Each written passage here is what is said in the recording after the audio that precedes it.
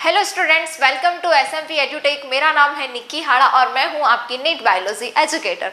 आज हम डिस्कस करने वाले हैं क्लास 12th बायोलॉजी का चैप्टर नंबर 1, जिसका नाम है sexual reproduction in flowering plant. Sexual reproduction in flowering plant इस चैप्टर का नाम है। काफ़ी सारा वेटेज है इस चैप्टर का, बहुत प्यारा सा चैप्टर है। थोड़ा सा लॉन्ग लग सकता है आपको, लेकिन बहुत ज़्यादा कॉन्सेप्ट वाइज जो है बहुत इंपॉर्टेंट चैप्टर है। कॉन्सेप्चुअल बायोलॉजी हम लोग स्टार्ट करने वाले हैं, तो आपको पूरा फोकस यहीं पर रखना है। बहुत इजी चैप्टर ज़रूर है, लेकिन अगर आपने थोड़ा सा भी मिसअंडरस्टैंडिंग रखी, अपने आप में ओवर कॉन्फिडेंस रखा दैट वी विल डन, तो फिर नहीं हो पाएगा पॉसिबल। तो मैंने क्या बोला है कि पूरा फोकस यहाँ पर रखना है। 12th बायोलॉजी है तो नीट के पॉइंट ऑफ व्यू से तो बहुत इंपॉर्टेंट है ही। मेरे कुछ स्टूडेंट्स जो अभी क्या कर रहे होंगे, बोर्ड की प्रिपरेशन कर रहे होंगे, उनके लिए भी बहुत इंपॉर्टेंट है, क्योंकि आपका सीबीएसई हो या फिर आरबीएसई हो, दोनों के लिए ये चैप्टर क्या होने वाला है, 12th बोर्ड में बहुत अच्छा वेटेज लेकर आने वाला है। तो फोकस स्टूडेंट्स कहाँ पर करना है, यहीं पर करना है। स्टार्ट करते हैं हमारा new chapter sexual reproduction in flowering plant. अब देखिए, फ्लावरिंग प्लांट्स हम कुछ 11th में भी इससे रिलेटेड टर्म्स पढ़कर आए। What is flowering plant? Flowering plant का मतलब है कि पर्टिकुलर हम बात करने वाले हैं इस चैप्टर में एंजियोस्पर्मिक प्लांट्स के बारे में। किसके बारे में? एंजियोस्पर्मिक प्लांट्स के बारे में, यानी कि एंजियोस्पर्म से रिलेटेड टर्म्स, एंजियोस्पर्म से रिलेटेड उनमें किस तरह से सेक्सुअल रिप्रोडक्शन होता है, ये हम डिस्कस करने वाले हैं। सेक्सुअल रिप्रोडक्शन नाम सुनते ही आपके माइंड में आ गया होगा कि सेक्सुअल रिप्रोडक्शन का मतलब क्या है, कि सेक्सुअल रिप्रोडक्शन कभी भी होगा। हम प्लांट्स की बात करें, एनिमल्स की बात करें, कहीं पर भी बात करें, सेक्सुअल रिप्रोडक्शन के लिए दो लोगों की रिक्वायरमेंट है। दो लोगों की इज दैट मीन कि क्या चाहिए आपको, टू डिफरेंट टाइप्स के गैमेट्स चाहिए। ऑब्वियस सी बात है ना। तो ये सब कुछ हम क्या करने वाले हैं, इस चैप्टर में डिस्कस करने वाले हैं। तो sexual reproduction in flowering plant, इस चैप्टर को मैं एक बहुत बेसिक से स्टार्ट करूंगी, यानी कि हम लोग स्टार्ट करेंगे इसको बेसिक से। तो सबसे पहले हम फ्लावर समझ लेते हैं। क्या समझते हैं गाइज? फ्लावर समझ लेते हैं।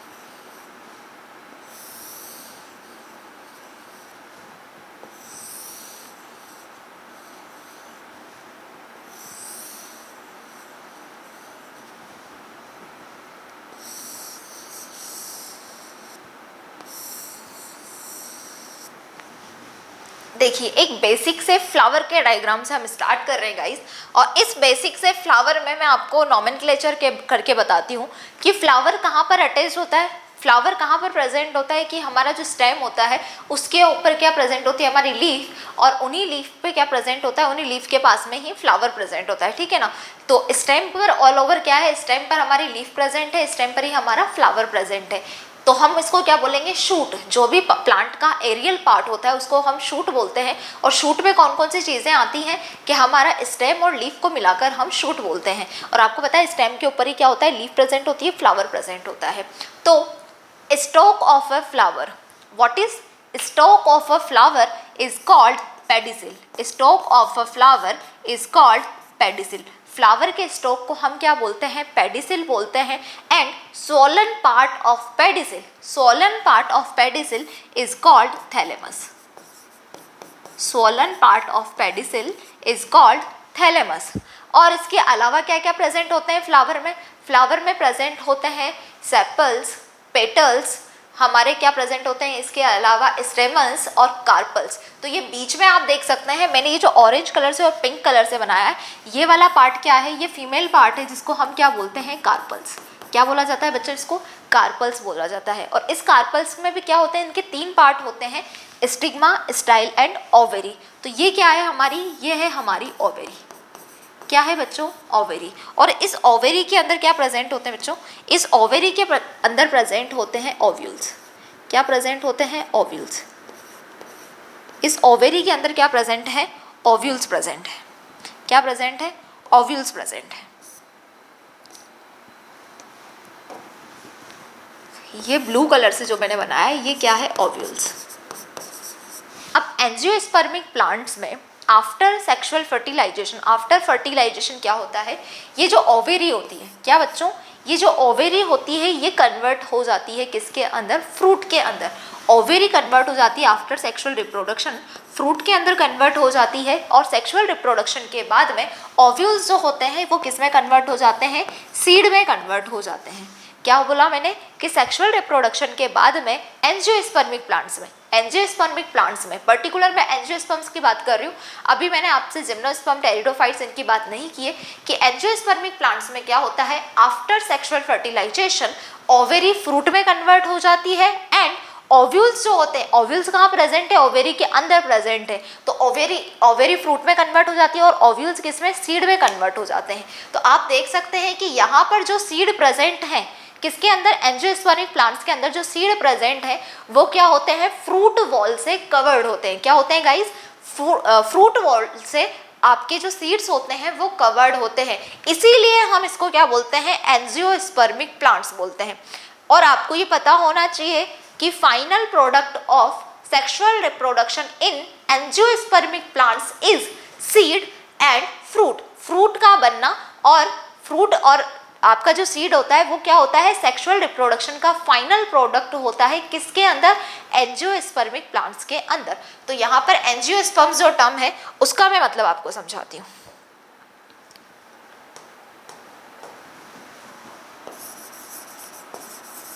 क्या बोला हमने, एंजियोस्पर्म्स।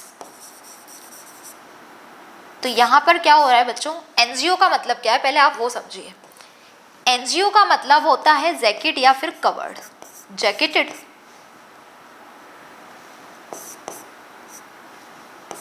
जैकेटेड या फिर कवर्ड। और स्पर्म्स का मतलब होता है सीड। तो हम क्या बोल रहे हैं कि एंजियोस्पर्मिक प्लांट्स में जो सीड होते हैं वो क्या होते हैं, कवर्ड होते हैं, जैकेटेड होते हैं, इसलिए हम क्या बोलते हैं इनको, एंजियोस्पर्म्स। अभी तो हमने डायग्राम बनाकर देखा क्या हुआ था कि इस तरह से ओवेरी थी, ओवेरी फ्रूट में चेंज हो गई और उसके अंदर क्या प्रेजेंट थे, उसके अंदर की तरफ ओव्यूल्स प्रेजेंट थे। क्या प्रेजेंट थे, ओव्यूल्स प्रेजेंट थे। तो ओवेरी फ्रूट में कन्वर्ट हो गई और ओव्यूल्स ने क्या किया, ओव्यूल्स ने आगे जाकर आफ्टर फर्टिलाइजेशन सीड बनाने का काम किया। तो ये जो ओव्यूल है ये क्या है हमारा, सॉरी जो सीड्स हैं वो किससे कवर्ड है, फ्रूट वॉल से कवर्ड है। किससे कवर्ड है, सीड जो है फ्रूट वॉल से कवर्ड है। और इस फ्रूट वॉल को हम क्या बोलते हैं, पेरिकार्प।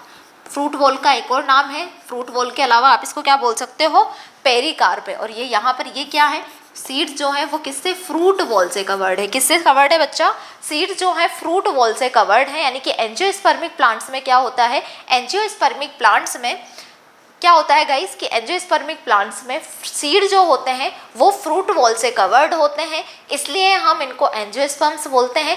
जबकि जिम्नोस्पर्मिक प्लांट्स में भी, जिम्नोस्पर्म्स में भी क्या होते हैं, सीड्स होते हैं, लेकिन जिम्नोस्पर्म्स में जो सीड्स होते हैं वो क्या होते हैं, फ्रूट वॉल से कवर्ड नहीं होते हैं। क्योंकि सिर्फ और सिर्फ एंजियोस्पर्म्स के अंदर, एंजियोस्पर्म प्लांट्स जिसको हम क्या बोलते हैं, एंजियोस्पर्म्स के प्लांट्स की अगर हम एग्जाम्पल की बात करें तो डाइकोट प्लांट्स और मोनोकोट प्लांट्स एंजियोस्पर्म प्लांट्स के क्या हैं, एग्जाम्पल हैं। और एंजियोस्पर्म प्लांट्स जो होते हैं उसमें क्या होता है, फ्लावर बनता है। क्या होता है, सबसे पहले तो फ्लावर बनेगा। जब फ्लावर बनेगा तो उसके अंदर क्या प्रेजेंट होंगे, फीमेल पार्ट कार्पल्स प्रेजेंट होंगे।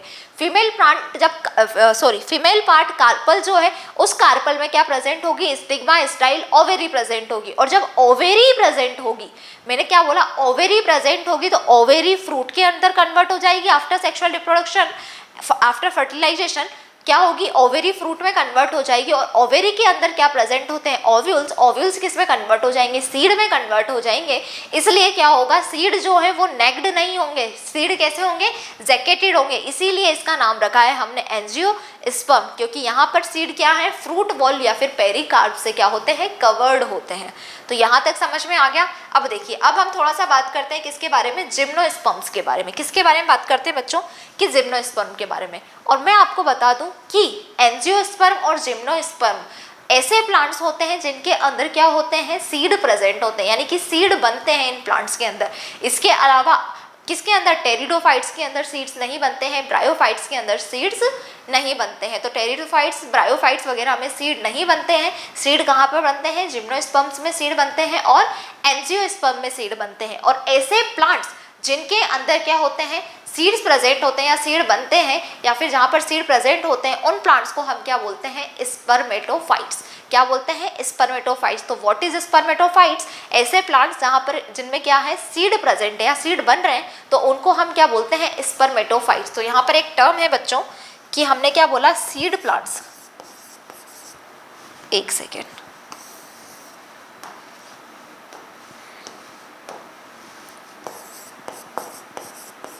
स्पर्मेटोफाइट्स।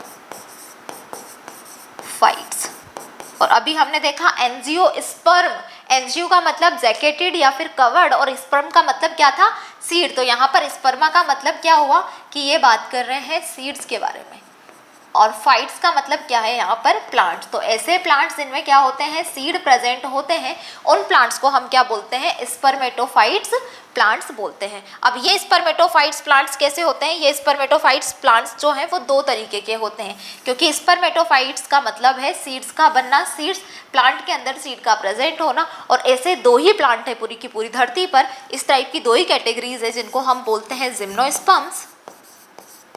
एक है हमारा जिम्नोस्पर्म्स और दूसरा है हमारा एंजियोस्पर्म्स। Gymnosperms and angiosperms. तो जिम्नोस्पर्म्स, एंजियोस्पर्म का मतलब हमने अभी देखा है। तो जिम्नोस्पर्म्स का मतलब क्या हुआ, जिम्नोस्पर्म का मतलब हुआ, जिम्नो का मतलब है कि जिम्नो का मतलब क्या हुआ यहाँ पर, नेक्ड या फिर अनकवर्ड, ठीक है। और स्पर्मा का मतलब क्या है, सीड। जबकि एंजियो में क्या है, एंजियो का मतलब होता है जैकेटेड या फिर कवर्ड, और स्पर्म का मतलब क्या होता है, सीड। यानी कि एंजियोस्पर्म्स में क्या होता है, हम अभी देख के आए हैं कि वहाँ पर जो सीड्स होते हैं, क्या होते हैं, सीड्स होते हैं, वो किससे, फ्रूट बॉल से कवर्ड होते हैं। क्या होते हैं, सीड जो होते हैं वो फ्रूट बॉल से कवर्ड होते हैं। और फ्रूट बॉल को हमने बोला कि उसको हम बोलते हैं पेरिकार्प। क्या होता है कि एंजियोस्पर्म्स में सीड कवर्ड होते हैं। और एंजियोस्पर्म क्या होते हैं, एंजियोस्पर्म को भी अगर मैं दो पार्ट्स में डिवाइड करूं, तो एंजियोस्पर्म्स जो हैं, तो जितने भी डाइकोट्स प्लांट्स हैं और जितने भी मोनोकोट्स प्लांट्स हैं, वो सभी के सभी क्या हैं, एंजियोस्पर्म्स हैं। और डाइकोट और मोनोकोट प्लांट्स में क्या होते हैं, सीड जो होते हैं वो कवर्ड होते हैं किससे, फ्रूट बॉल से। इसलिए इनको हम क्या बोलते हैं, एंजियोस्पर्म प्लांट्स बोलते हैं। जिम्नोस्पर्म में क्या होता है, जिम्नोस्पर्म में देखो, क्योंकि यहाँ पर एंजियोस्पर्म में मैंने बोला कि सेक्सुअल फर्टिलाइजेशन होता है, और एंजियोस्पर्म में आफ्टर फर्टिलाइजेशन ओवेरी क्या कर रही है, फ्रूट बनाने का काम कर रही है। ओव्यूल्स किस में कन्वर्ट हो रहे हैं, सीड्स के अंदर प्रेजेंट हो रहे हैं। और ओवेरी कहाँ पे प्रेजेंट है, कार्पल। कार्पल के तीन पार्ट्स बताए मैंने, स्टिग्मा, स्टाइल, ओवेरी। तो वहाँ पर क्या है, फीमेल पार्ट कार्पल प्रेजेंट है, फ्लावर प्रेजेंट है। सबसे मेन चीज़ क्या होता है, एंजियोस्पर्मिक प्लांट्स में फ्लावर प्रेजेंट है, इस वजह से वहाँ पर कार्पल प्रेजेंट है। अगर फ्लावर ही नहीं होता तो कार्पल यानी कि फीमेल पार्ट नहीं होता, और कार्पल जिसको हम बोल रहे हैं फीमेल पार्ट को, वो नहीं होता, और वो नहीं होता तो स्टिग्मा, स्टाइल, ओवेरी नहीं होती। और जब ओवेरी नहीं होती तो फ्रूट कहाँ से बनता। तो एंजियोस्पर्म प्लांट्स में क्या होता है, फ्लावर प्रेजेंट होता है, इसलिए इनको हम क्या बोलते हैं, फ्लावरिंग प्लांट भी बोलते हैं। दूसरी इंपॉर्टेंट चीज़, फ्लावर प्रेजेंट होता है, यहाँ पर फ्रूट बनना, और जो सीड्स होते हैं वो क्या होते हैं, कवर्ड होते हैं। इस वजह से एंजियोस्पर्मिक प्लांट्स को क्या बोलते हैं, ये मेन फीचर्स है एंजियोस्पर्मिक प्लांट्स है। जिम्नोस्पर्म में क्या हुआ, जिम्नोस्पर्म्स के अंदर फ्लावर बनता ही नहीं है। तो फिर क्या होता है कि यहाँ पर फ्लावर नहीं बनता, यहाँ पर बनती है कॉर्न। क्या बनती है बच्चों यहाँ पर, कि जिम्नोस्पर्म प्लांट्स में बनती है कॉर्न। और इस कॉर्न्स पर क्या प्रेजेंट होती है, इन कॉर्न्स पर जो है मेगा स्पोरोफिल प्रेजेंट होती है। क्या प्रेजेंट होती है बच्चा, इन कॉर्न्स पर मेगा स्पोरोफिल प्रेजेंट होती है।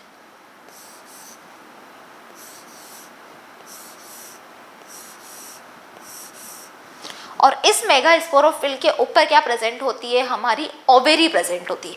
क्या बोला कि जिम्नोस्पर्म प्लांट्स में फ्लावर नहीं बनते हैं, एंजियोस्पर्म प्लांट्स में फ्लावर बनते हैं। तो फिर जिम्नोस्पर्म में क्या होता है कि इसमें नेक्ड सीड जहाँ पर सीड जो होंगे फ्रूट वॉल से कवर्ड नहीं होंगे तो उनको हम नेक्ड सीड बोलते हैं, इसीलिए इसका नाम है जिम्नोस्पर्म। और जिम्नोस्पर्म में क्या होता है, कोन का फॉर्मेशन होता है और कोन के ऊपर क्या होती है, मेगा स्पोरोफिल प्रेजेंट होती है। और इन मेगा स्पोरोफिल के ऊपर किसका डेवलपमेंट होता है, ओवेरी का डेवलपमेंट होता है। किसका डेवलपमेंट होता है, इन मेगा स्पोरोफिल के ऊपर ओवेरी का डेवलपमेंट होता है। ये जो रेड कलर से मैं बना रही हूँ ये क्या है, ओवेरी। क्या है ये, ओवेरी।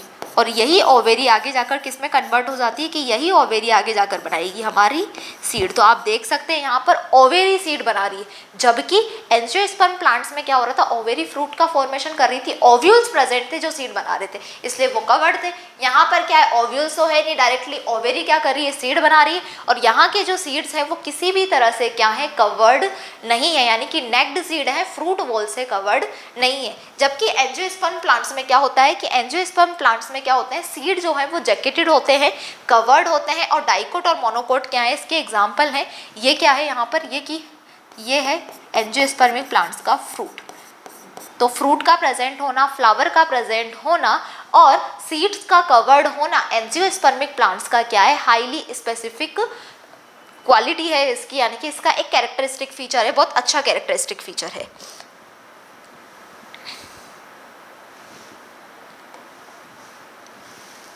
यहाँ पे क्या प्रेजेंट होती है, यहाँ पर कौन प्रेजेंट होती है। अब देखिए, एक जो कंप्लीट फ्लावर होता है ना बच्चों, उसमें क्या होता है, 4 तरह के होल्स प्रेजेंट होते हैं। क्या बोला मैंने कि एक कंप्लीट फ्लावर जो होता है उसमें क्या होता है, 4 तरह के होल्स प्रेजेंट होते हैं। अब वो होल्स कैसे होते हैं, क्या होते हैं वल्स, तो उनके बारे में हम क्या करते हैं, डिस्कशन करते हैं। वापस से फ्लावर का डायग्राम बनाते पहले।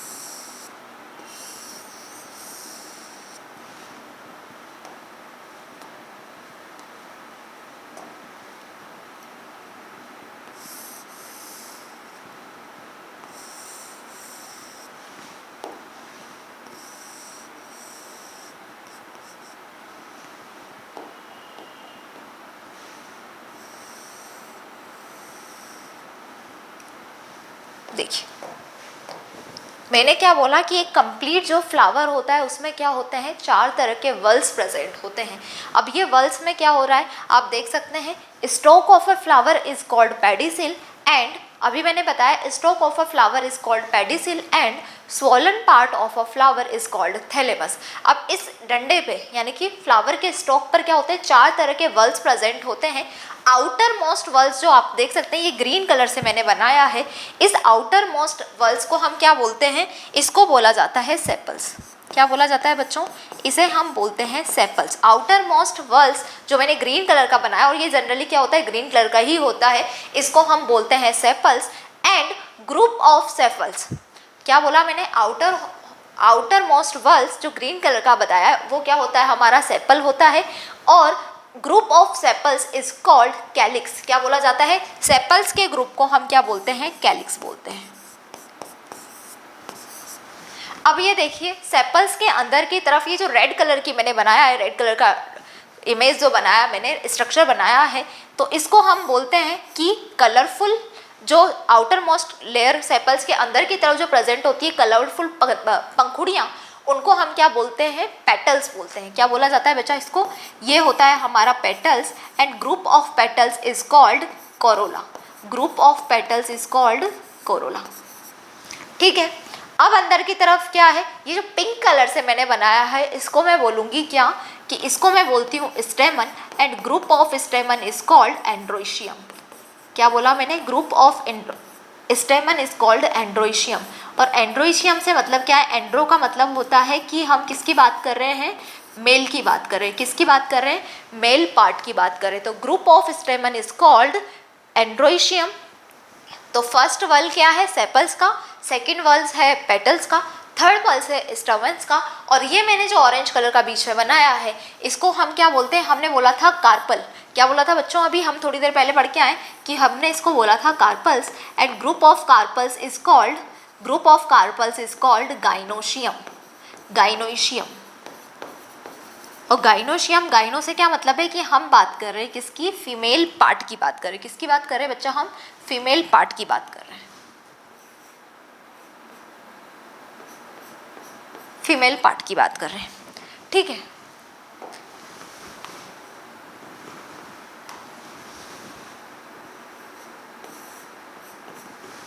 देखिए 4 तरह के वल्स बताए। आउटर मोस्ट वल सेपल, उसके अंदर पेटल्स प्रेजेंट है। उसके बाद में हमने बोला ग्रुप ऑफ की मेल पार्ट को हम क्या बोलते हैं, stamen, and group of stamen is called androecium and female part को कार्पल्स बोला जाता है। Group of carpels is called gynoecium. अगर मैं बात करूं कि फ्लावर का जब आप डायग्राम बनाएंगे, फ्लावर फॉर्मूला जब आप लिखेंगे तो क्या होता है कि जो सेपल्स है, जिसको हमने group of sepals is called calyx, इसको किससे रिप्रेजेंट किया जाता है, इसको के से रिप्रेजेंट किया जाता है।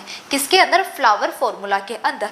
Petals, group of petals is called Corolla, और इसको सी से रिप्रेजेंट किया जाता है। जब भी हम क्या करेंगे, फ्लावर का क्या बनाएंगे हम, फ्लावर का जब हम फॉर्मूला लिखेंगे तो इस पेटल्स को हम कैसे डिनोट करेंगे, कैपिटल सी से डिनोट करेंगे। ठीक है, स्टेमन, एंड्रोइशियम को हम डिनोट करते हैं, किससे रिप्रेजेंट करते हैं, ए से रिप्रेजेंट करते हैं, और गाइनोशियम को हम किससे, जी से रिप्रेजेंट करते हैं जब भी फ्लावर फॉर्मूले की हम बात करेंगे। अब मैंने बोला 4 तरह के वॉल्स हैं, तो number first wall sepals, second is petals, third is stamens and fourth is हमारा हो गया कार्पल्स। ठीक है, अब मैं आपको बताती हूँ, थोड़ा सा इसको क्या करते हैं, इधर लेके आते हैं।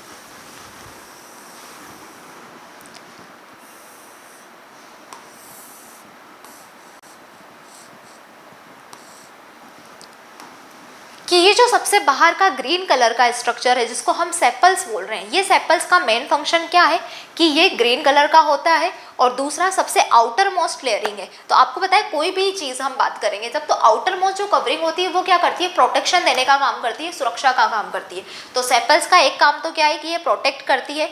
अरे भाई आपने क्या गुलाब की कली देखी होगी ना, रोज बर्ड, तो उसमें क्या होता है, सबसे बाहर की तरफ हमें क्या दिखाई देते हैं, ग्रीन ग्रीन के सेपल्स दिखाई देते हैं, क्योंकि जब कली खिलती नहीं है, वो फ्लावर नहीं बना है, तब आप देखते हो कलर जो कली होती है वो अंदर की तरफ प्रोटेक्टेड रहती है, उसको बाहर से कवर करने का काम कौन करते हैं, सेपल्स करते हैं, ग्रीन कलर के होते हैं। क्या कर रहे हैं, ये प्रोटेक्शन कर रहे हैं। इसके अलावा दूसरा काम क्या करते हैं कि इनका दूसरा काम होता है फोटोसिंथेसिस करना। ठीक है, दूसरी जो है हमने मल्टी कलर्स में बनाई है, रेड कलर में बनाई है। ये अलग अलग फ्लावर्स में क्या होती है, पंखुड़ियाँ अलग अलग तरीके की होती हैं, सारे फ्लावर्स एक ही कलर के नहीं दिखाई देते हैं। तो जो आपको कलरफुल चीज़ दिखाई दे रही है जिससे आप अट्रैक्ट होकर खुशबू सूंघते पहुँच जाते हो वहाँ तक, उसको हम बोलते हैं पेटल्स। तो सेकेंड आउटर मोस्ट लेयर कौन सी है, पेटल्स है। और पेटल्स जो होते हैं, ग्रुप ऑफ पेटल्स को कोरोला बोला जाता है। और पेटल्स का मेन फंक्शन क्या है कि ये कलरफुल होते हैं, तो ये इंसेक्ट्स को, ह्यूमन बींग्स को क्या करते हैं, अट्रैक्ट करने का काम करते हैं। ठीक है, तो ये थर्ड पे है हमारा मेल पार्ट फ्लावर का, जिसको हम बोल रहे हैं स्टेमन्स, और स्टेमन्स के ग्रुप को क्या बोला जाता है, एंड्रोइशियम बोला जाता है। और आपको पता है कि फीमेल पार्ट क्या होता है, कार्पल्स, और कार्पल्स के ग्रुप को हम गाइनोशियम बोल रहे हैं। तो ये जो आउटर मोस्ट लेयर है, रिप्रोडक्शन करने का काम कौन करेगा, सेक्सुअल रिप्रोडक्शन करेगा फीमेल पार्ट और मेल पार्ट आपस में मिलकर। लेकिन ये पेटल्स और सेपल्स का क्या काम है कि इनका कोई रिप्रोडक्शन में काम है नहीं, इनका डायरेक्टली रिप्रोडक्शन में कोई काम नहीं है, लेकिन ये क्या करते हैं, इनडायरेक्टली रिप्रोडक्शन में क्या करते हैं, हेल्प करते हैं। इसीलिए हम इनको क्या बोलते हैं कि ये रिप्रोडक्शन में इनडायरेक्टली असिस्ट करते हैं। इसलिए इन वॉल्स को हमें क्या बोला जाता है कि इन वॉल्स का नाम है कि इन दोनों को हम क्या बोलते हैं, पेटल्स और सेपल्स को एसेसरी वॉल्स। क्या बोला जाता है कि ये एसेसरी होते हैं रिप्रोडक्शन में, इसलिए हम इनको क्या बोलते हैं, एसेसरी वल्स।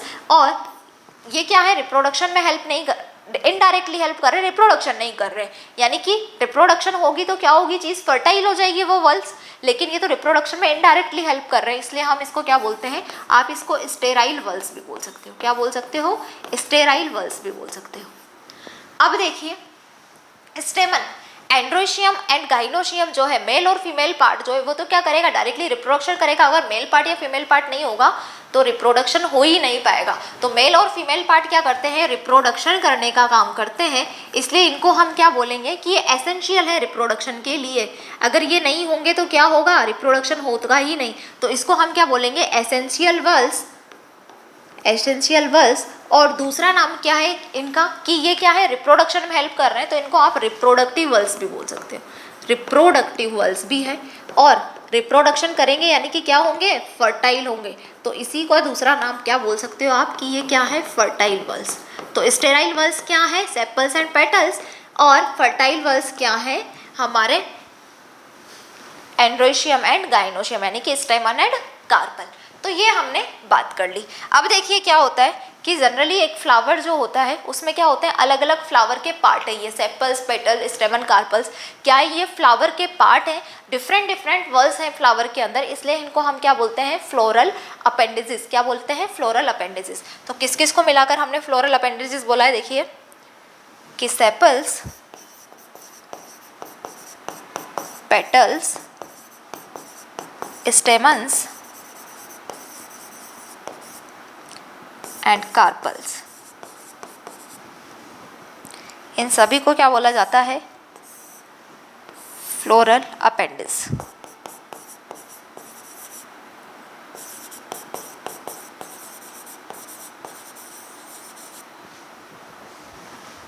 ठीक है, अब क्या हुआ, अब मैं आपको बताती हूँ कि एक साइंटिस्ट थे, उन साइंटिस्ट का नाम था गोथे। क्या नाम था साइंटिस्ट का, साइंटिस्ट का नाम था गोथे। एक साइंटिस्ट थे जिनका नाम था गोथे।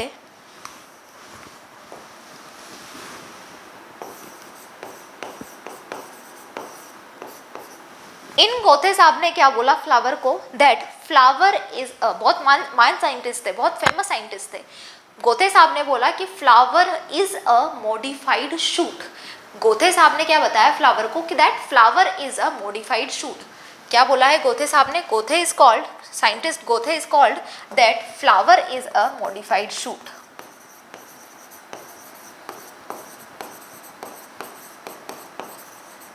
और जैसे ही इन्होंने ये चीज़ बोली that flower is a modified shoot, क्या हुआ कि नेशनल उसमें न्यूज़ में प्रकाशित हो गई चीज़ कि गोथे ने क्या बोला है, फ्लावर को मॉडिफाइड शूट बोला है। और लोगों में क्या हो गया, हड़कंप मच गया कि गोथे पागल हो गया है क्या, फ्लावर कैसे मॉडिफाइड शूट हो सकता है। कुछ साइंटिस्ट ने क्या किया, फिर इनको धीरे धीरे अप्रोच करने की कोशिश करी। कुछ साइंटिस्ट क्या थे, इनके एंटी भी थे, नेगेटिव में थे, और कुछ साइंटिस्ट इनके सपोर्ट में थे। लेकिन उन्हें क्या चाहिए था, रीजन चाहिए था कि आपने इतना बड़ा जो स्टेटमेंट दिया उसका मतलब क्या है, फ्लावर कैसे मॉडिफाइड शूट हो सकता है, इसको आप प्रूफ करो। क्या करो, प्रूफ करो। तो गोथे साहब ने बोला कि देखिए भाई शूट क्या होता है, पहले तो आप ये बताओ कि शूट क्या होता है। तो हम पहले शूट बना लेते हैं, फिर मैं आपको बताऊंगी कि शूट होता क्या है।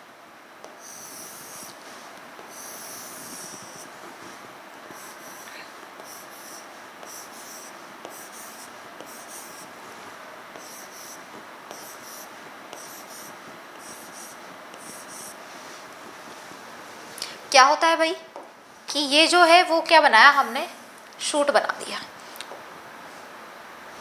क्या है ये, शूट। और शूट को क्या बोला है हमने कि flower is a modified shoot. Shoot flower क्या होता है कि मॉडिफिकेशन होता है किसका, शूट का। तो कैसे होता है शूट का मॉडिफिकेशन फ्लावर, कि फ्लावर में क्या होता है कि शूट क्या होता है, सबसे पहले कि शूट जो है प्लांट का एरियल पार्ट होता है। क्या होता है, एरियल पार्ट। और एरियल पार्ट पे क्या प्रेजेंट होता है, प्लांट में स्टेम प्रेजेंट होता है, और उस स्टेम पे क्या होता है, लीफ लगी होती हैं। तो हम क्या बोल सकते हैं कि ऑल ओवर जो स्टेम और लीफ है उन दोनों को मिलाकर हम क्या बोलते हैं, लीफ बोलते हैं। Stem and leaves are shoot. ठीक है, अब स्टेम पे क्या होता है कि स्टेम पर जो है एक स्ट्रक्चर प्रेजेंट होती है जिसको हम क्या बोलते हैं, नोड बोलते हैं। क्या है, ये भी नोड है। और स्टेम पे मैंने क्या बोला है, नोड प्रेजेंट है। क्या प्रेजेंट है स्टेम पर, नोड प्रेजेंट है, और दो नोड के बीच का जो स्पेस होता है उसको बोला जाता है इंटरनोड। क्या बोला गोथे ने कि भैया स्टेम, तुम्हें पता है स्टेम क्या होता है, स्टेम पर क्या प्रेजेंट होती है, नोड प्रेजेंट होती है, दो नोड के बीच का जो स्पेस होता है उसको इंटरनोड बोला जाता है। और नोड, किसी भी स्टेम पर नोड वो पार्ट है जहाँ से क्या होती है, लीफ अराइज होती है। किसी भी स्टेम पर नोड वो पार्ट है जहाँ से लीफ अराइज होती है, इसलिए हमने क्या बोला है कि लीफ और स्टेम को मिलाकर हम क्या बोल रहे हैं, शूट बोल रहे हैं। और गोथे ने क्या बोला कि भैया समझा रहा हूँ क्यों बोला है मैंने, flower is a modified shoot. तो कंप्लीटली शूट क्या हो गया, लीफ और स्टेम को मिलाकर हम शूट बोल रहे हैं। और इसको गोथे साहब ने क्या बोला है कि फ्लावर क्या है, इसका मॉडिफिकेशन है शूट का। तो फिर गोथे ने बोला कि भैया तुम्हें ये तो पता है ना कि stock of a flower is called pedicel. तो फ्लावर जो है वो उसका डंडा क्या होता है, उसको हम पेडिसिल बोलते हैं। तो ये बोल रहा है कि जो फ्लावर का ये पेडिसिल वाला पार्ट है ना, और इसका जो फूला हुआ पार्ट है जिसको तुम थैलेमस बोल रहे हो, वो थैलेमस क्या होता है, एक तरह का स्टेम होता है। क्या बोला इसने कि थैलेमस क्या है, एक तरह का मॉडिफाइड स्टेम है। क्यों, क्योंकि इस थैलेमस पर क्या प्रेजेंट है, नोड और इंटरनोड प्रेजेंट है। क्या प्रेजेंट है इस थैलेमस पे, नोड और इंटरनोड प्रेजेंट है। तीन तरह की नोड प्रेजेंट होती थी, तीन नोड प्रेजेंट है किसके ऊपर, सॉरी यहाँ पर क्या है, तीन तरह के इंटरनोड प्रेजेंट है और चार नोड्स प्रेजेंट है किसके ऊपर, थैलेमस के ऊपर। तो अब मैं क्या बना रही हूँ, आपको नोड बना के दिखाती हूँ। क्या दिखाती हूँ, नोड दिखाती हूँ, एक सेकेंड। तो यहाँ पर क्या बोला इसने कि ये जो थैलेमस है ना, इस पर क्या प्रेजेंट होती है, नोड प्रेजेंट होती है। क्या प्रेजेंट होती है, नोड प्रेजेंट होती है। और जिस हमने स्टेम को क्या बोला है कि स्टेम के ऊपर नोड और इंटरनोड प्रेजेंट होती है, इसलिए ये जो थैलेमस बोल रहे हो ना तुम, क्या बोल रहे हो, थैलेमस बोल रहे हो। ये जो थैलेमस है ना, फूला हुआ पार्ट, इस थैलेमस पे मैंने क्या बोला कि नोड और इंटरनोड प्रेजेंट है। और आपको पता है कि जहाँ पर भी स्टेम पर नोड और इंटरनोड प्रेजेंट होती है इसलिए उसको हम स्टेम बोल रहे हैं। तो थैलेमस को हमने क्या बोला कि thalamus is a modified stem. Terms पे ध्यान देना कि मैंने थैलेमस को मॉडिफाइड शूट नहीं बोला, मैंने थैलेमस को बोला है कि thalamus is a modified stem. क्या है, थैलेमस मॉडिफाइड स्टेम है। तो कि भैया मॉडिफाइड स्टेम है थैलेमस, इसके ऊपर नोड और इंटरनोड प्रेजेंट है, यही बोला है हमने। और ये नोड और इंटरनोड जो होती है ये क्या होती है, बहुत कंडेंस्ड फॉर्म में प्रेजेंट होती हैं, यानी कि बहुत पास पास एक दूसरे से चिपकी हुई प्रेजेंट होती, कंडेंस फॉर्म में प्रेजेंट होती हैं। और ये क्या करती है कि नोड से, हमने बोला है कि नोड वाला स्टेम पर नोड वो पार्ट है जहाँ से लीफ अराइज होती है, तो ये भी तो हमने बोला है कि स्टेम है, इसके ऊपर नोड इंटरनोड प्रेजेंट है। तो यहाँ से भी क्या हुई है, लीफ अराइज हुई है। तो यहाँ पर क्या हुआ है, ये जो सेपल्स, पेटल्स, स्टेमन्स और कार्पल्स है, इसको किसने, गोथे ने क्या बोला है कि ये जो है चारों की चारों चीज़ें, ये जो फ्लावर के पार्ट तुम बता रहे हो ये क्या है, एक तरह की लीफ है। कि सेपल्स भी लीफ है, पेटल्स भी लीफ है, स्टेमन भी लीफ है और कार्पल भी लीफ है। क्योंकि इस थैलेमस क्या होता है, एक स्टेम होता है, स्टेम के ऊपर नोड और इंटरनोड प्रेजेंट होती है और उससे क्या अराइज होती है कि लीफ अराइज होती है। तो इसने सेपल्स, पेटल्स, स्टेमन्स और कार्पल्स को क्या बोल दिया, लीफ बोल दिया। इसलिए हम इसको क्या बोलते हैं, फ्लोरल अपेंडिक्स बोलते हैं, या फिर इन चारों को इसने, गोथे ने क्या बोला है कि ये फ्लोरल लीव्स होती है। क्या होती है बच्चों, कि ये फ्लोरल लीव्स होती है। और ये पास पास में इतना चिपकी हुई तरीके से प्रेजेंट होती है कि क्या होता है, वो नोड इंटरनोड तुम बहुत क्लियरली देख नहीं सकते हो, लेकिन यहाँ पर नोड और इंटरनोड प्रेजेंट होती हैं। तो कंप्लीटली इसने क्या बोला कि जो आपका थैलेमस है वो तो मॉडिफाइड स्टेम है, लेकिन जो फ्लावर है, फ्लावर क्या है कि फ्लावर जो है मॉडिफाइड शूट है। Flower is modified shoot, modified shoot. कि भैया इस थैलेमस पे क्या प्रेजेंट होती है, इसने बोला कि इस थैलेमस पे 4 नोड्स प्रेजेंट होती हैं। क्या होता है, 4 नोड्स प्रेजेंट होती है किसके ऊपर, शूट के ऊपर। किसके शूट के ऊपर, ये जो थैलेमस है ना, इस पे 4 तरह की नोड्स प्रेजेंट होती हैं। और हमने बोला है कि शूट क्या होता है, शूट जो है एरियल पार्ट है जिसपे स्टेम होता है और लीफ होता है। स्टेम और लीफ को मिलाकर हम शूट बोल रहे हैं, जो एरियल पार्ट है। और फिर हमने बोला है कि जो स्टेम की बात करते हैं तो स्टेम पे क्या प्रेजेंट होता है, स्टेम पे नोड और इंटरनोड प्रेजेंट होती है। नोड वह पार्ट है जहाँ से क्या होती है, लीफ अराइज होती है। फिर गोथे ने बोला कि ये फ्लावर जो है ये मॉडिफाइड शूट होता है। क्यों होता है मॉडिफाइड शूट, क्योंकि इसका ये जो थैलेमस है वो मॉडिफाइड स्टेम है, इस स्टेम पर नोड और इंटरनोड प्रेजेंट होती है और उन्हीं नोड से लीफ अराइज होती है। तो गोथे ने क्या बोला है, सेपल्स, पेटल्स, स्टेमन और कार्पल्स क्या बताया इन्होंने कि ये जो है कंप्लीटली वो क्या होती है, लीफ होती है। सेपल्स, पेटल्स, स्टेमन, कार्पल्स को आप फ्लोरल अपेंडिक्स या फिर क्या बोल सकते हो, फ्लोरल लीफ बोल सकते हो। यहाँ तक समझ में आया? दोबारा समझाऊं कि गोथे ने क्या बोला।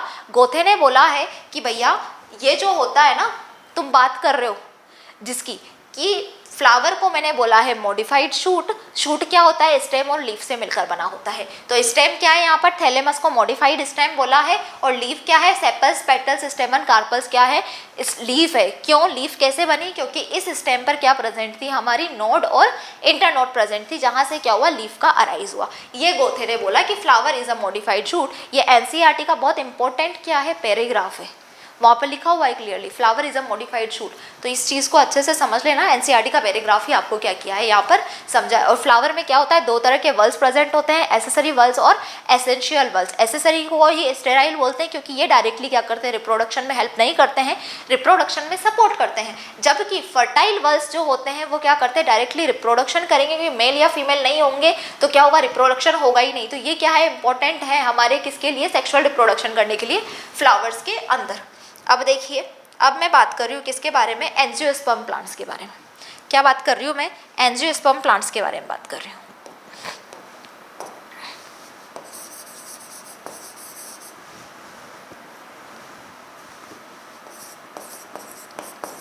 और एंजियोस्पर्म्स का एग्जाम्पल क्या है, एंजियोस्पर्म्स का एग्जाम्पल है हमारे डाइकोट्स एंड मोनोकोट्स।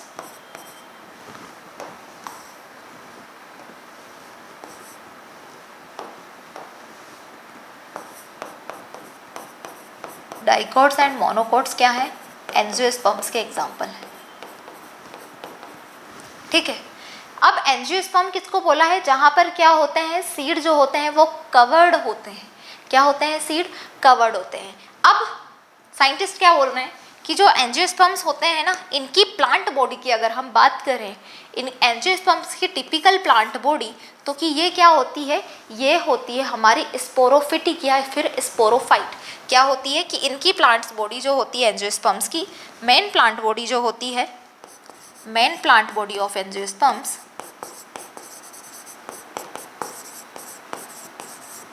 ये कैसी होती है, स्पोरोफिटिक होती है।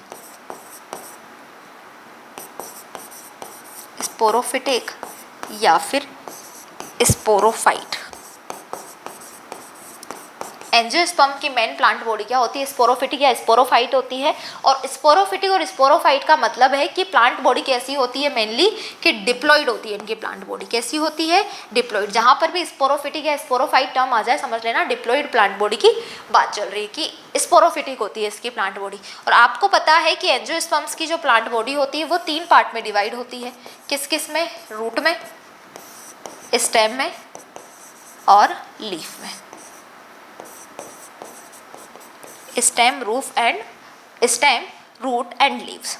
अब क्या हुआ, एक बार एनसीईआरटी ने, मतलब नीट ने एक बार क्वेश्चन किया।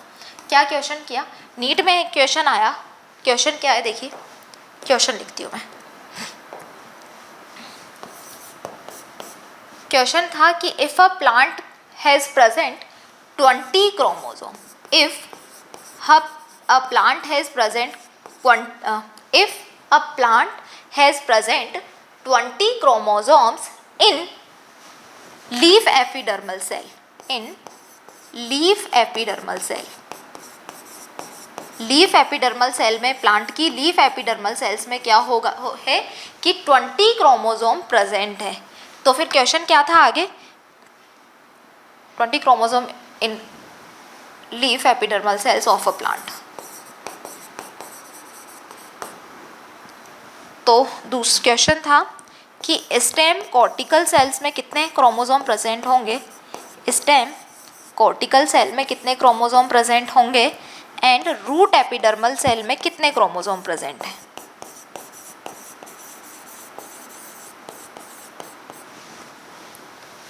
देखिए दोबारा से समझाती हूँ कि जो एंजियोस्पर्म्स होते हैं उनके एग्जाम्पल है डाइकोट्स एंड मोनोकोट्स, और यानी कि डाइकोट की बॉडी हो प्लांट बॉडी, मोनोकोट की प्लांट बॉडी हो। मेन प्लांट बॉडी कैसे होती है, स्पोरोफिटिक या स्पोरोफाइट होती है, यानी कि डिप्लॉइड प्लांट बॉडी होती है। अब आपके एंजियोस्पर्म की प्लांट बॉडी क्या होती है, 3 पार्ट्स में डिवाइड होती है, रूट स्टेम लीव्स में। किस में डिवाइड होती है, रूट स्टेम एंड लीव्स में डिवाइड होती है, यानी कि रूट की सेल्स भी जो होंगी वो डिप्लॉइड होंगी, स्टेम की सेल्स भी क्या होंगी, डिप्लॉइड होंगी, और लीफ की सेल भी क्या होगी, डिप्लॉइड होगी। रूट की हो, स्टेम की हो, लीफ की हो, प्लांट इसकी सेल्स कैसी होंगी, डिप्लॉइड होंगी। क्वेश्चन क्या आया था नीड में कि एक प्लांट की लीफ एपिडर्मल सेल के अंदर कितने क्रोमोसोम प्रेजेंट है, 20 क्रोमोसोम प्रेजेंट है। तो आप ये बताओ स्टेम कॉर्टिकल सेल में और रूट एपिडर्मल सेल में कितने क्रोमोसोम प्रेजेंट होंगे। How many chromosome are present in stem cortical cells and root epidermal cell. तो इसका आप क्या जवाब देंगे। देखिए लीफ एपिडर्मल सेल में कितने क्रोमोसोम प्रेजेंट हैं, लीफ एपिडर्मल सेल में है 20 क्रोमोसोम प्रेजेंट। तो यानी कि लीफ एपिडर्मल सेल में 2n इज इक्वल टू कितने हुए, 20 हुए। और हमने अभी बोला है कि स्टेम की कोई भी सेल हो, लीफ की कोई भी सेल हो, डिप्लॉइड होगी। तो स्टेम कॉर्टिकल सेल क्या है, स्टेम की सेल है, तो यहाँ पर क्या होगा, 2n इक्वल टू 20 होगा। और यहाँ पर रूट एपिडर्मल सेल की बात करें तो यहाँ पर भी क्या होगा बच्चों, 2n इक्वल टू 20 होगा। ये हो गया हमारा क्या क्वेश्चन सॉल्व। ठीक है, अब देखिए एंजियोस्पर्म्स जो प्लांट्स होते हैं ना, क्या बोला मैंने, एंजियोस्पर्म्स जो प्लांट होते हैं उसमें क्या होता है कि एंजियोस्पर्म प्लांट्स में जो लीफ होती है, एंजियोस्पर्म्स प्लांट्स जो होते हैं वो कैसे होते हैं, हेटेरोस्पोरस होते हैं, हेटेरोस्पोर्स होते हैं।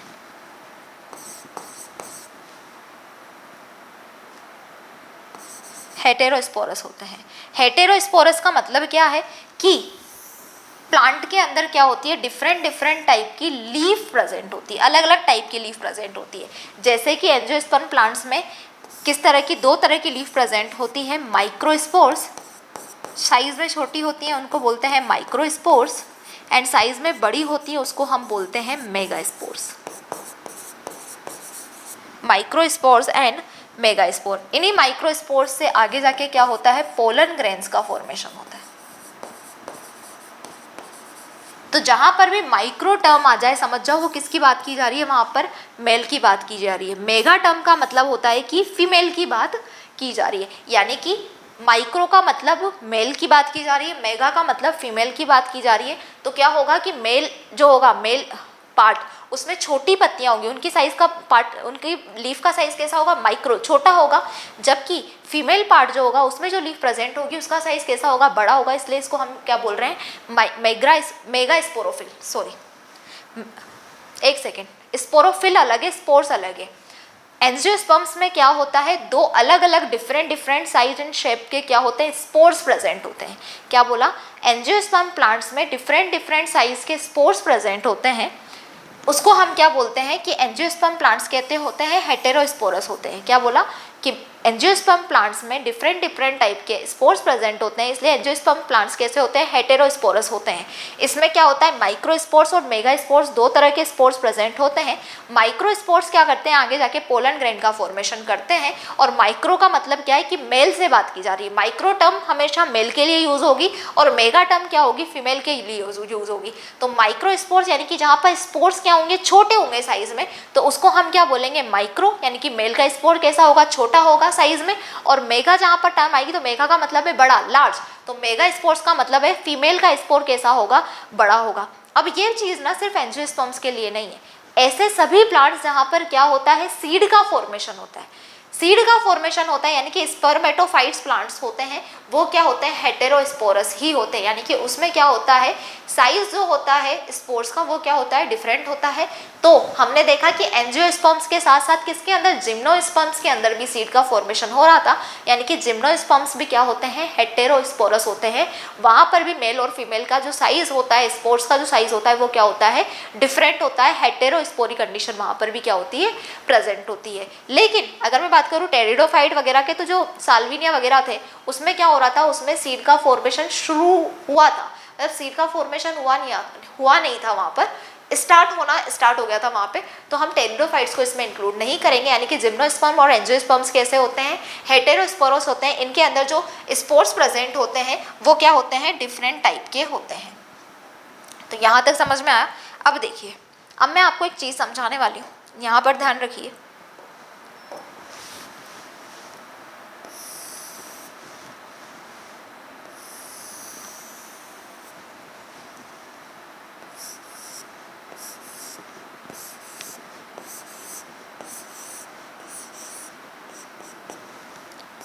मैं दिखाती हूँ आपको कि कैसे फ्लावर जो है वो बनता है। Flower is a modified shoot तो हमने समझ लिया, लेकिन फ्लावर बनता कैसे वो हमें समझना ज़रूरी है।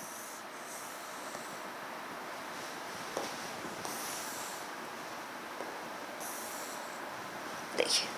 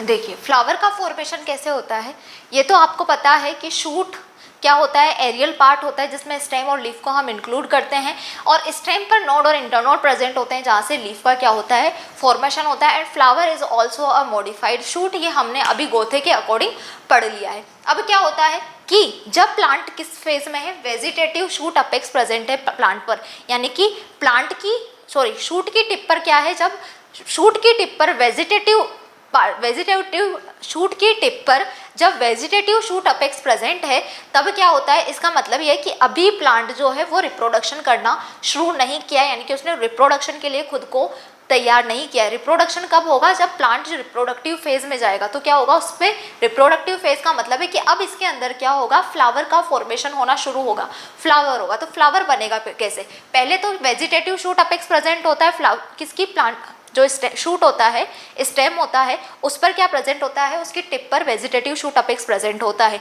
यानी कि, और आपको ये पता है कि जो स्टेम की टिप होती है वहाँ पर क्या प्रेजेंट होते हैं कि शूट एपिकल पर, यानी कि टिप पर शूट एपिकल मेरिस्टेम प्रेजेंट होते हैं। तो यहाँ पर क्या है, अभी मेरिस्टेमेटिक टिश्यूज प्रेजेंट है। अब क्या होता है, कुछ समय बाद में जैसे कुछ हार्मोन्स के चेंजेस आते हैं, प्लांट बॉडी में क्या होता है, कुछ हार्मोनल चेंजेस आते हैं, और लाइट की प्रेजेंस में और हार्मोनल चेंजेस आते हैं, तो क्या होता है, ये वेजिटेटिव शूट अपेक्स जो है, क्योंकि पहले तो वेजिटेटिव शूट अपेक्स का मतलब क्या था कि इसमें क्या प्रेजेंट है, लीफ प्रेजेंट है, शूट प्रेजेंट है और रूट प्रेजेंट है, वेजिटेटिव पार्ट यही होते हैं प्लांट के। अब इसको क्या करना है कि भैया ये रिप्रोडक्शन करना चाहता है, तो ये क्या करेगा, ये वेजिटेटिव शूट अपेक्स, कुछ हार्मोनल चेंज आएंगे और लाइट की प्रेजेंस में ये रिप्रोडक्टिव शूट अपेक्स में क्या हो जाएगा, चेंज हो जाएगा। तो पहले जब वेजिटेटिव पार्ट वेजिटेटिव फेज में था प्लांट, तब यहाँ पे क्या प्रेजेंट था, इसकी एपिकल पर मेरिस्टेमेटिक टिश्यूज प्रेजेंट थे।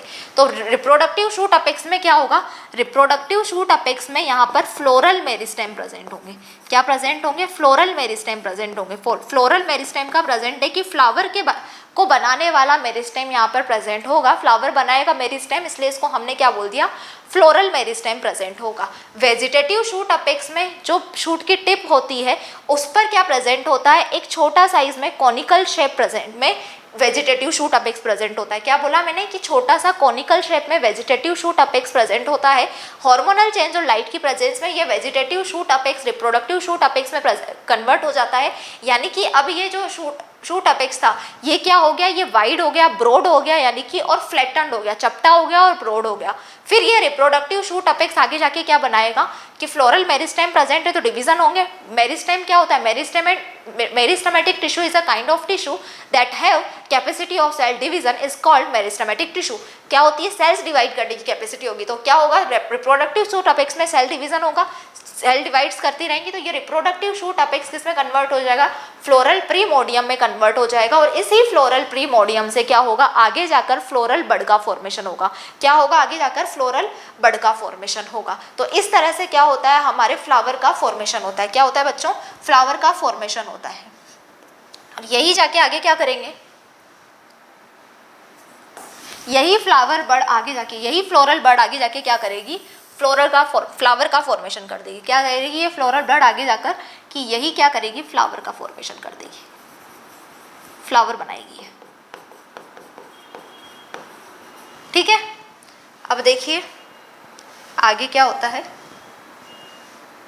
अब हम बात करते हैं फ्लावर के बारे में, वन बाय वन फ्लावर के सभी पार्ट के बारे में। तो सबसे पहले मैं डिस्कशन करने वाली हूँ एंड्रोइशियम के बारे में। किसके बारे में, androecium. And what is androecium, group of stamens is called androecium. तो हम सबसे पहले किसके बारे में बात कर रहे हैं, एंड्रोइशियम के बारे में। क्या होता है androecium, male part of a flower.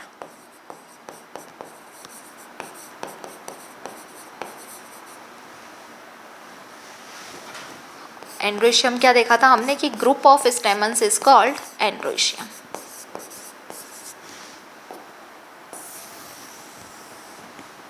अब एक क्वेश्चन आया हुआ है अबाउट साल्विया फ्लावर के बारे में कि साल्विया का फ्लावर जो है वो कैसा दिखता है, इससे रिलेटेड एक नीट में क्वेश्चन दिया हुआ है। तो सबसे पहले हम फ्लावर बनाते हैं। यहाँ पर क्या बनाते हैं बच्चों, फ्लावर बनाते हैं। सोच रहे होंगे मैम कितनी बार आप फ्लावर बनाओगे, आप थक नहीं कर रहे हो। क्या करें, इस चैप्टर में कुछ चैप्टर्स ऐसे होते हैं जिसमें डायग्राम्स ही डायग्राम्स होते हैं।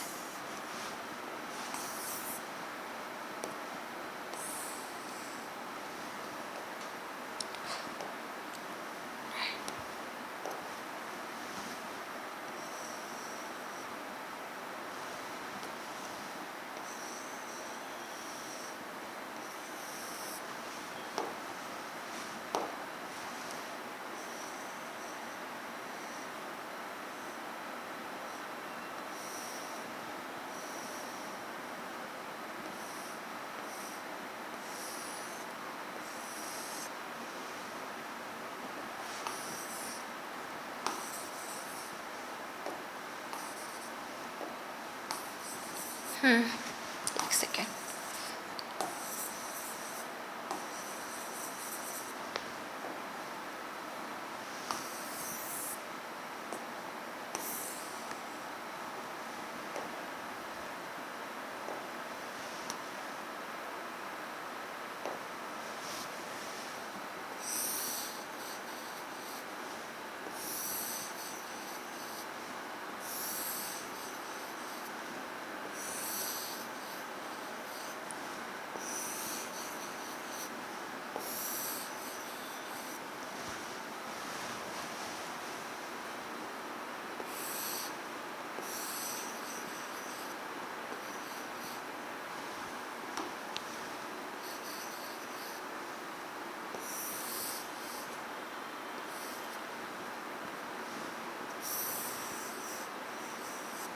ये देखिए दो तरह के मैंने फ्लावर बनाए हैं, सब कुछ सिमिलर है। पेडिसिल, थैलेमस, कोई डिफरेंस नहीं है। ओवेरी सिमिलर दिखाई दे रही है, लेकिन आप देख सकते हो मैंने क्या बनाया यहाँ पे, स्टेमन। What is स्टेमन? Group of stamen is called androecium and it is a mail part of a flower. तो ये जो है, ये जो दिखाई दे रहा है आपको यहाँ पे, जहाँ पर मैंने क्या बनाया है, 6 स्टेमन्स बनाए हैं, इसको हम क्या बोलते हैं, 6 स्टेमन्स बनाए हैं। और ये किसका एग्जाम्पल है, ये मैं डिस्कशन कर रही हूँ किसके बारे में, ब्रेसिकेसी फैमिली या फिर क्रूसीफेरी फैमिली के बारे में। किसके बारे में डिस्कशन कर रही हूँ मैं?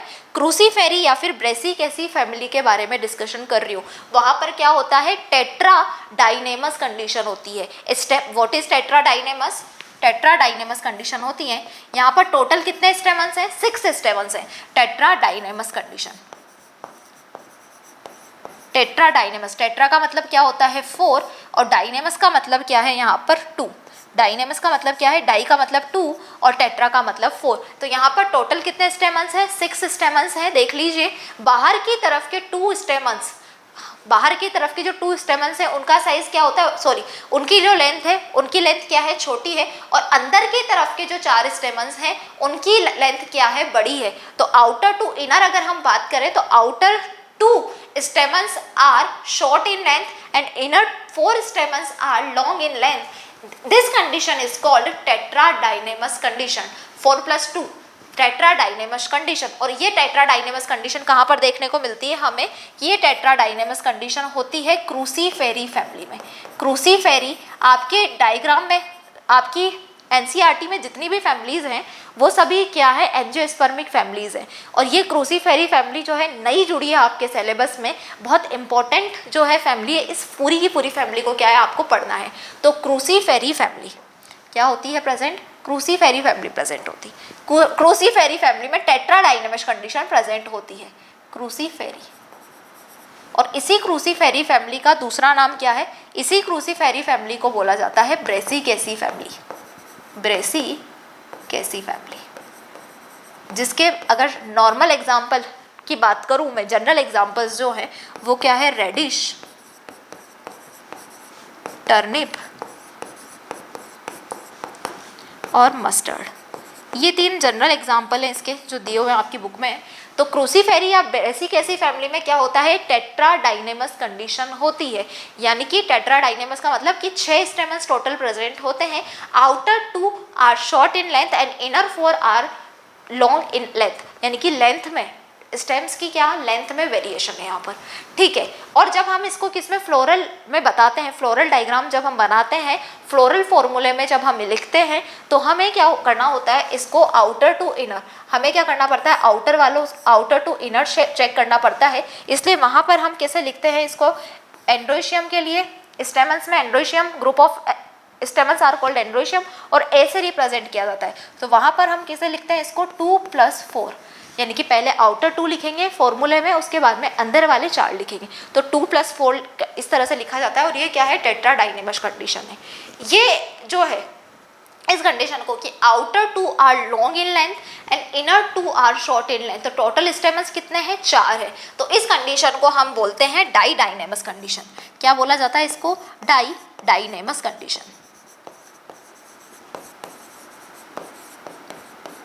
डाइडाइनेमस का मतलब क्या है, 4 है टोटल, तो आउटर 2 और इनर 2 की बात की जा रही है, ठीक है।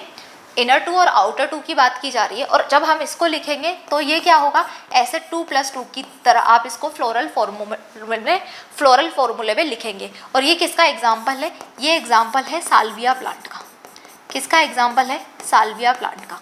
तो साल्विया प्लांट में क्या होती है, डाइडाइनेमस कंडीशन प्रेजेंट होती है, जबकि क्रूसीफेरी या ब्रेसिकेसी जो फैमिली है उसमें कैसी कंडीशन प्रेजेंट होती है, टेट्राडाइनेमस कंडीशन प्रेजेंट होती है।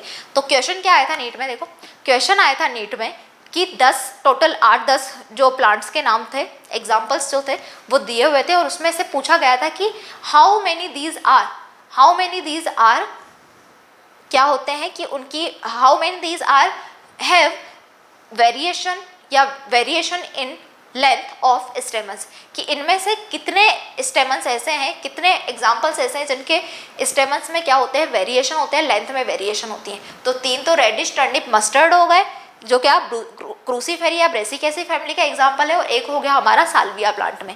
क्यों? क्योंकि इनकी लेंथ में देख सकते हैं आप, क्योंकि इसमें डाइडाइनेमस कंडीशन है, इसमें टेट्राडाइनेमस कंडीशन है। क्वेश्चन क्या आया था कि बताना है variation of length in stamens, तो वेरिएशन ऑफ लेंथ है किसके अंदर? स्टेमन्स के अंदर। तो ये क्या होती है? हमारे एंड्रोशियम के बारे में मैंने बताया कि ये चीज़ आपको याद रखनी, नीट में क्वेश्चन आया हुआ है इनकी लेंथ से रिलेटेड। अब देखिए आगे हम पढ़ते हैं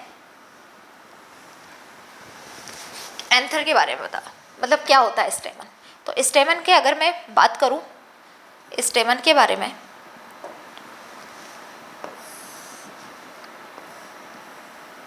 तो इस तरह का होता है आपका स्टेमन। अच्छा नहीं बना बेटा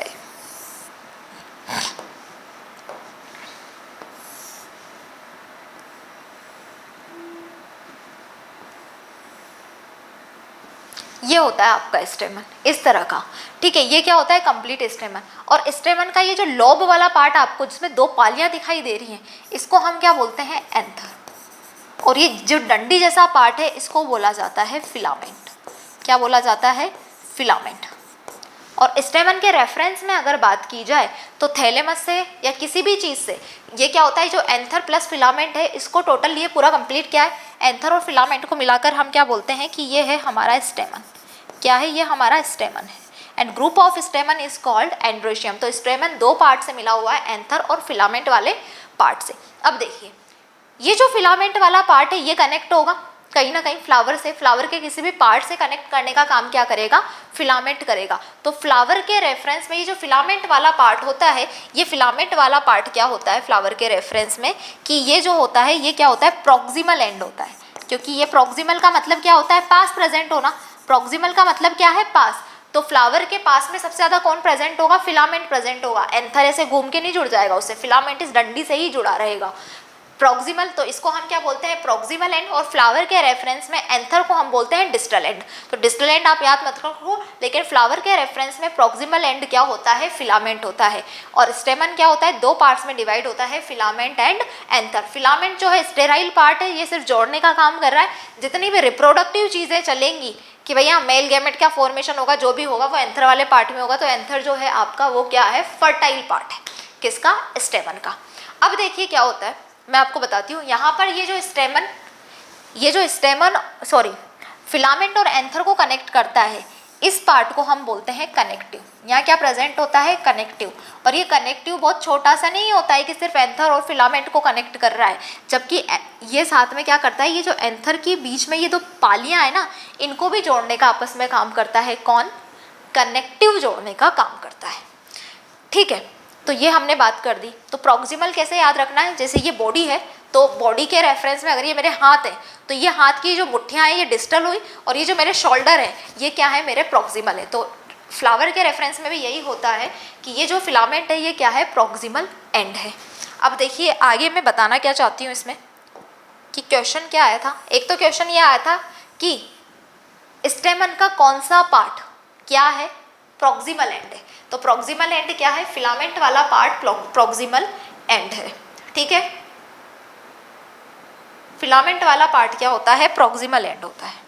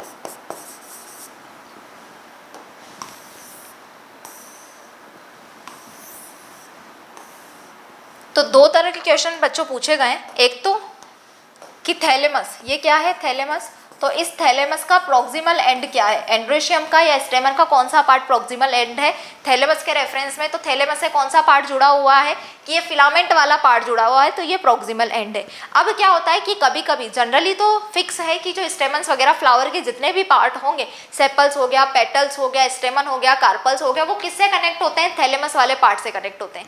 बट कभी कभी क्या होता है, जो स्टेमन वाला पार्ट होता है, स्टेमन का ये जो फिलामेंट होता है, ये थैलेमस से ना जुड़कर किससे जाकर जुड़ जाता है, पेटल्स से जाकर जुड़ जाता है। And what is petals, group of petals is called Corolla. तो वो कलरफुल जो पत्तियां होती है उससे जाकर जुड़ जाता है ये कौन, हमारा स्टेमन का फिलामेंट। तो इस कंडीशन को क्या बोला जाता है, इस कंडीशन को बोला जाता है एपीपिटेलस कंडीशन, एपीपिटेलस कंडीशन। तो व्हाट इज एपीपिटेलस कंडीशन, एपीपिटेलस कंडीशन क्या होती है कि जब स्टेमन जो होता है उसका फिलामेंट अगर पेटल से कनेक्ट हो जाता है तो इस कंडीशन को एपीपिटेलस कंडीशन बोला जाता है। और ऐसा किसमें होता है, इसका एग्जाम्पल है सोलेनेसी फैमिली में।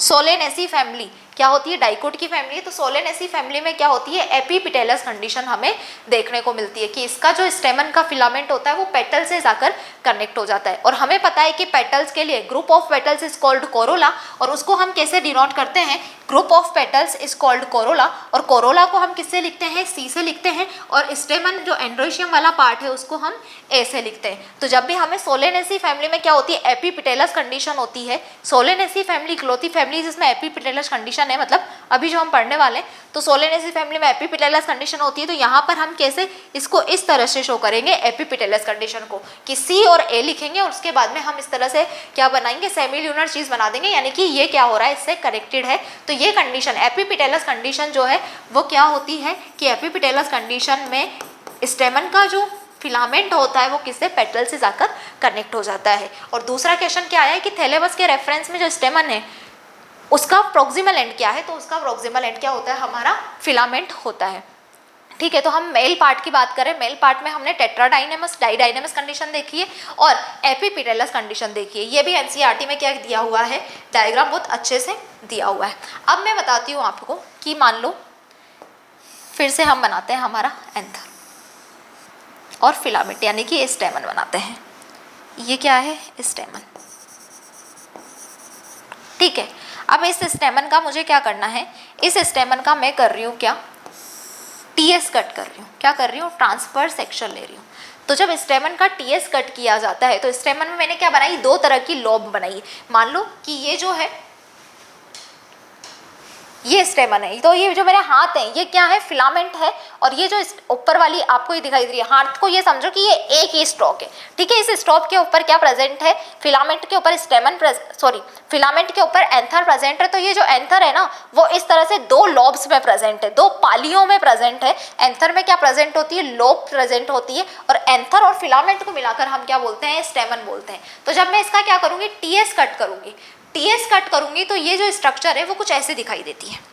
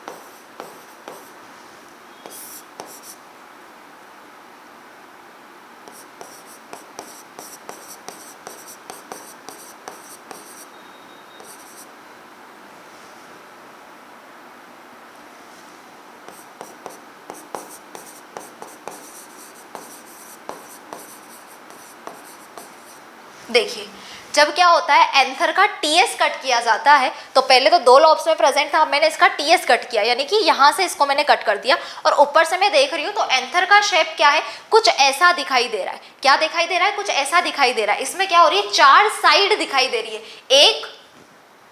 1 2 3 4 साइड्स दिखाई दे रही है। इसलिए हम क्या बोलते हैं कि जब एंथर का टीएस कट किया जाता है तो एंथर का टीएस कैसा दिखाई देता है कि एंथर का TS of anther is like tetragonal. TS of an anther कैसा दिखाई देता है? एंथर का टीएस टेट्रागोनल दिखाई देता है। टेट्रागोनल क्यों बोला है? क्योंकि जब हम टीएस देखते हैं किसका, एंथर का, तो उसमें क्या होती है, 4 साइड्स दिखाई देती हैं, 4 साइड्स दिखाई देती है। इसलिए हम क्या बोल रहे हैं कि एंथर का टीएस कैसा होता है, 4 साइड्स प्रेजेंट होती है, यानी कि टेट्रागोनल होता है। दूसरी चीज कि एंथर में क्या होता है, बीचों बीच देखो यहाँ पर कनेक्टिव प्रेजेंट होता है। कनेक्टिव क्या है कि एक तो फिलामेंट को एंथर से जोड़ने का काम करता है। फिलामेंट को एंथर से जोड़ने के अलावा इसकी जो 2 साइड्स होती हैं, क्या होती है, इसमें जो 2 साइड्स प्रेजेंट होती हैं, जो 2 लोब अलग अलग प्रेजेंट होती है, उनको भी आपस में जोड़ने का काम करता है हमारा कौन, कनेक्टिव। तो ये यहाँ पर क्या है, ये 2 लोब प्रेजेंट है। क्या प्रेजेंट है? 2 लोब प्रेजेंट है।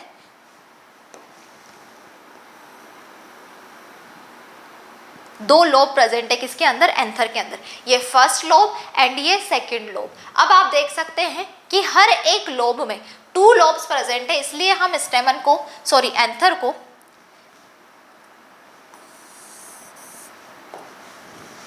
एंथर में क्या होती है, 2 लोब्स प्रेजेंट है। क्या है? 2 लोब्स प्रेजेंट। इसलिए एंथर को क्या बोला जाता है, बाइलोबियल। 2 लॉब्स प्रेजेंट है, तो 2 लॉब्स प्रेजेंट है तो 2 के लिए हम क्या टर्म यूज करते हैं, बाई टर्म यूज करते हैं। इसलिए हम एंथर को क्या बोलते हैं कि एंथर इज अ बाइलोबियल स्ट्रक्चर। ठीक है, बाइलोब्स है। अब देखिए पर्टिकुलर एक लोब में 2 क्या है, माइक्रोस्पोरेंजिया प्रेजेंट है। अगर मैं सिंगल प्रेजेंट की बात करूंगी, एक ये जो राउंड स्ट्रक्चर आपको दिखाई दे रही है, ये क्या होती है, माइक्रोस्पोरेंजियम। और अगर मैं एक के लिए बात करूंगी तो माइक्रोस्पोरेंजियम, अगर प्लूरल में मैं बात करूंगी तो मैं इसको बोलूंगी माइक्रोस्पोरेंजिया। जिस तरह से क्या होता है, एक के लिए बात करते हैं तो बैक्टीरियम, और बहुत सारों के लिए बात करते हैं तो बैक्टीरिया।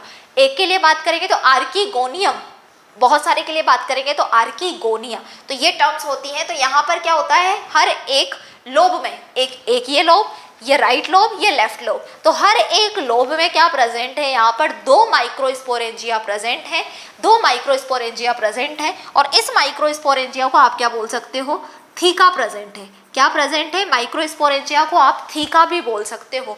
तो इसलिए हम एंथर को क्या बोलते हैं कि एंथर हमारा डाइथीकस होता है। कैसा होता है, डाइथीकस। तो मैं यहाँ पे क्या लिख सकती हूँ, दैट ईच लोब प्रेजेंट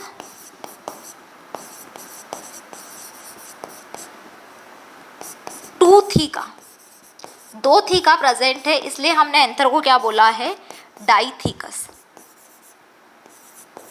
कि एंथर क्या होता है, डाइथीकस। तो 2 थीका प्रेजेंट है। व्हाट इज थीका, कि 2 माइक्रोस्पोरेंजिया प्रेजेंट है किसके अंदर, एक लोब के अंदर 2 माइक्रोस्पोरेंजिया प्रेजेंट है, इसलिए एंथर हमारा डाइथीकस हो गया। एंथर में 2 लोब प्रेजेंट है, इसलिए एंथर क्या होता है, बाइलोबियल होता है।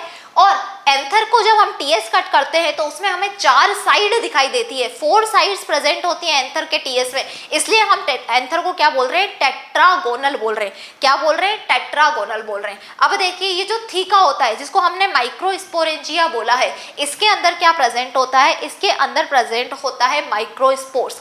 माइक्रोस्पोरेंजिया के अंदर क्या प्रेजेंट होते हैं, माइक्रोस्पोर्स प्रेजेंट होते हैं। और ये माइक्रोस्पोर्स आगे जाके क्या बनाते हैं, पोलन ग्रेन बनाते हैं। लेकिन हम लोग जनरली माइक्रोस्पोर्स और पोलन ग्रेन को क्या करते हैं, सिनोनिमसली यूज करते हैं, पर्यायवाची की तरह यूज करते हैं। बहुत बेसिक सा, बहुत माइनर सा डिफरेंस है माइक्रोस्पोर और पोलन ग्रेन में। जब माइक्रोस्पोर के ऊपर क्या होगा, आउटर लेयर बन जाएगी, एक्साइन प्रेजेंट हो जाएगा, आउटर लेयर एक्साइन की प्रेजेंट हो जाएगी, तो हम इन माइक्रोस्पोर को पोलन ग्रेन बोलते हैं। तो क्या बोला मैंने कि माइक्रोस्पोर्स या फिर पोलन ग्रेन्स आप टर्म यूज कर सकते हो, दोनों सिनोनिमसली यूज की जाती है। बस एक बेसिक सा डिफरेंस क्या है कि माइक्रोस्पोर में एक्साइन प्रेजेंट नहीं हो जाता है, माइक्रोस्पोर के ऊपर जब एक्साइन बन जाएगा तो उसको हम पोलन ग्रेन बोल देंगे। सिमिलरली क्या होता है, माइक्रोस्पोरेंजियम और पोलन से एक को भी हम सिनोनिमसली यूज करते हैं। यहाँ पर भी बहुत बेसिक सा डिफरेंस है। क्या डिफरेंस है कि जब माइक्रोस्पोर प्रेजेंट होंगे तो इस राउंड एंड राउंड स्ट्रक्चर को, जो सर्कुलर स्ट्रक्चर है, उसको माइक्रोस्पोरेंजिया बोला जाता है। और जब इसमें क्या हो जाएगा, माइक्रोस्पोर पर एक्साइन प्रेजेंट हो जाएगा, जब इसको हम पोलन ग्रेन बोल रहे होंगे तो इसी माइक्रोस्पोरेंजिया का नाम क्या हो जाएगा, पोलन सेक हो जाएगा। यानी कि माइक्रोस्पोर्स प्रेजेंट है तो नाम क्या है, माइक्रोस्पोरेंजिया। पोलन ग्रेन प्रेजेंट है तो नाम क्या हो गया, पोलन सेक। इस तरह से क्या होता है कि जिस तरह का थैला है उसका नाम चेंज हो गया। जैसे कप है, एक कप में आपने दूध भर दिया तो आप उसको क्या बोलोगे, दूध का कप है। अब उसी कप में तुम खाली करो और चाय भर दो तो तुम क्या बोलोगे, चाय का कप है। और हम क्या बोल रहे हैं कि एंथर के टीएस को देखा जाता है तो वो टेट्रागोनल होता है। और अगर माइक्रोस्पोरेंजिया की को हम देखें, माइक्रोस्पोरेंजिया का स्ट्रक्चर अगर हम देखें तो माइक्रोस्पोरेंजिया का जो स्ट्रक्चर होता है वो कैसा दिखाई देता है,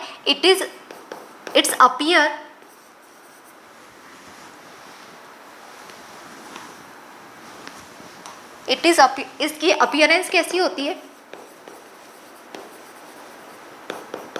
सिमिलर टू राउंड। क्या होता है, ऑलमोस्ट गोल गोल क्या होती है, ये दिखाई देती है। या फिर आप बोल सकते हो सर्कुलर इन टीएस। अपीयरेंस कैसी होती है, it is similar at circular in TS. तो आपको याद रखना है कि माइक्रोस्पोरेंजिया को जब हम टीएस कट करके देखेंगे, यानी कि एंथर का जब टीएस कट किया जाता है तो माइक्रोस्पोरेंजिया का अपीयरेंस सर्कुलर दिखाई देता है और एंथर का टीएस कैसा दिखाई देता है, टेट्रागोनल दिखाई देता है। माइक्रोस्पोरेंजिया क्या होती है कि थीका होता है, एक थीका होता है, पर्टिकुलर एक थैला है, तो उस थैले में अगर माइक्रोस्पोर प्रेजेंट है तो थैले का नाम क्या है, माइक्रोस्पोरेंजिया। उस थैले में अगर पोलन ग्रेन प्रेजेंट है तो थैले का नाम हो गया पोलन सेक। एक लोब में कितने, दो थीका प्रेजेंट होती हैं, इसलिए एंथर को हम डाइथीकस बोलते हैं। एंथर में दो लोब प्रेजेंट होती है, इसलिए एंथर कैसा है आपका, बाइलोबियल स्ट्रक्चर है। और एंथर में 4 साइड प्रेजेंट होते हैं, इसलिए हम इसको क्या बोलते हैं, टेट्रागोनल बोलते हैं। आई होप स्टूडेंट आज आपको ये लेक्चर समझ में आया होगा। नेक्स्ट लेक्चर में ये जो माइक्रोस्पोरेंजिया का स्ट्रक्चर है इसमें बहुत सारी लेयर्स प्रेजेंट होती है, उनके बारे में हम डिस्कशन करेंगे। तब तक के लिए sexual reproduction in flowering plant को आप अच्छे से रिवाइज कीजिए। बहुत बेसिक सी चीज़ें आज बताइए। हमने सिर्फ फ्लावर क्या किया था, स्टार्ट किया था, फ्लावर के डिफरेंट वर्ल्स को देखा है। इसके अलावा हमने क्या देखा है आज, उसमें एंथर को देखा है बहुत अच्छे से। एंथर में टेट्रा डाइडाइनेमस कंडीशन हमने देखी है। और क्या देखा है, हमने देखा है कि एंथर का टीएस कट किया जाता है तो उसका स्ट्रक्चर कैसा दिखाई देता है, टेट्रागोनल दिखाई देता है। और एंथर को हम डाइथीकस बोलते हैं क्योंकि हर एक लोब में 2 थीका प्रेजेंट है। तो मिलते हैं हमारे नेक्स्ट लेक्चर में, जिसमें हम क्या करने वाले हैं, ये जो एंथर का टीएस है इसमें डिफरेंट टाइप्स की वॉल्स को हम बताने वाले हैं।